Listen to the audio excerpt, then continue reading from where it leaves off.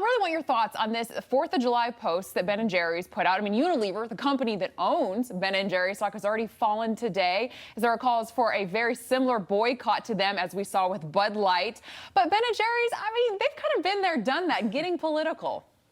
Yes, you're absolutely right. Pleasure to be back with you and with Krisha. A few things here. I just wonder, is Ben & Jerry's going to close their plant in Vermont? Because quite frankly, that land in Vermont was from the Appalachee, the Mohawk, and the Kachau tribes. So are they going to give their land back in Vermont to those tribes, I wonder?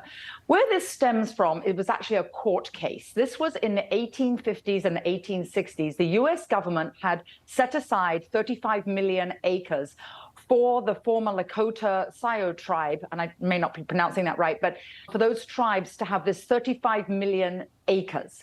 And then the US government broke that treaty. So there was a holy mountain, and that holy mountain then became Mount Rushmore in 1927, where it was dynamited. And obviously we have the effigies there of our 4 US presidents. So what Ben & Jerry's said in this tweet was, how can we as Americans be celebrating independence and freedoms when we basically raped, stole, and pillaged this land from the American Indians, those tribes, the Lakota tribe. Now, that tribe in the 1980s was awarded $100 million by the US Supreme Court because those treaties have been broken.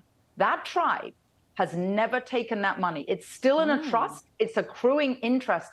Despite being one of the poorest communities, they won't take the money. What they want is their land back. And that's what Ben & Jerry's is referring to.